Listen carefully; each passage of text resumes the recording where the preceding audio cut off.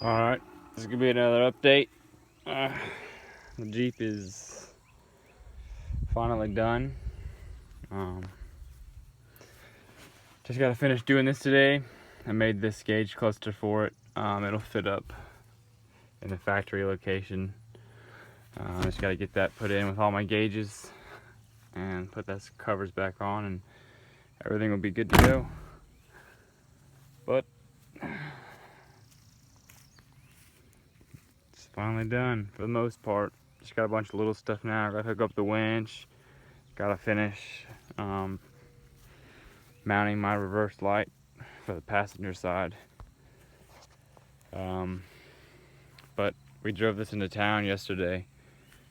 We did 55 to 60 miles an hour the whole way there. It drove pretty good. I adjusted my caster to about 9 degrees. That seemed to help a lot, actually.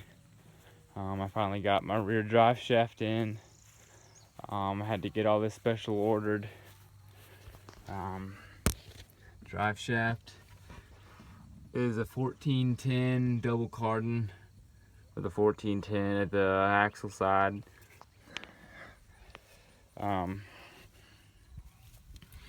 It's rated to run at about 30 degrees.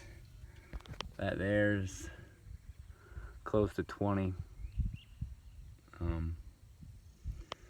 I had to move and lower my lower control arms. I had to sleeve them because they were mounted up in the frame and uppers and lowers were too close together. The whole thing was acting like a pivot point.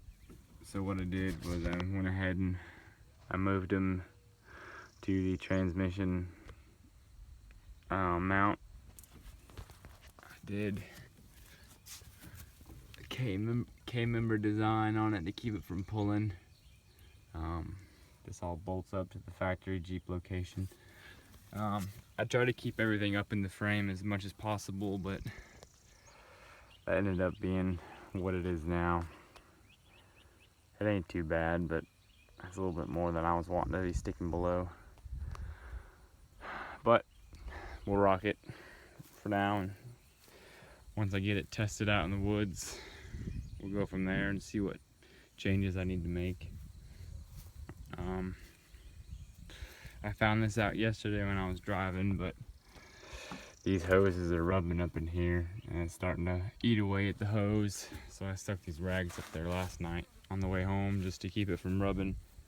But I probably need to notch those out a little bit more. I did end up having to cut and lower the axle mounts 3 inches in the front, just to help this thing sit level. Right now it's pretty dang level. Eventually I may redo this whole rear shock design, have it going straight up and down.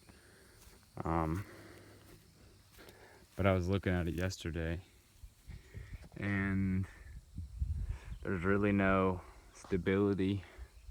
I'd like to have these tops farther in if I could, just to help keep this thing from body rolling,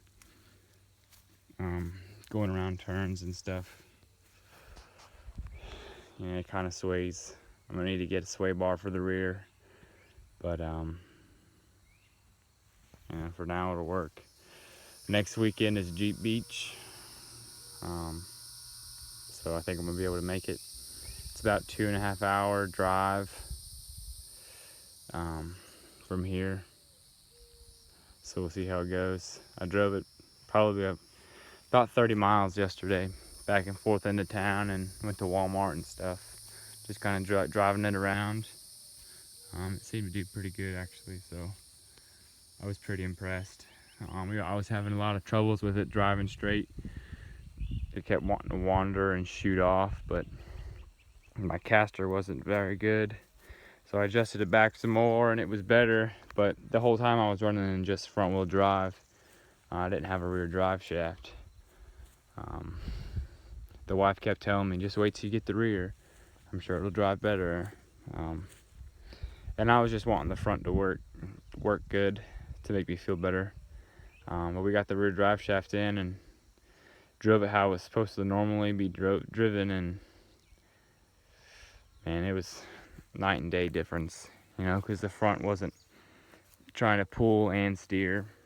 It was just tracking at this point, and it drove really well. Actually, I was really surprised. Super excited. Yeah, I don't really know what else to say. It's done. Hopefully the next videos you see will be at Jeep Beach and playing out in the woods of this thing. The fun part, building it's over. Now I get to actually use it. I'm pretty stoked. Well, I appreciate you watching. Appreciate all the support and questions that I've gotten. If you got any questions, let me know. I'll do my best to answer them. But yeah, that's it.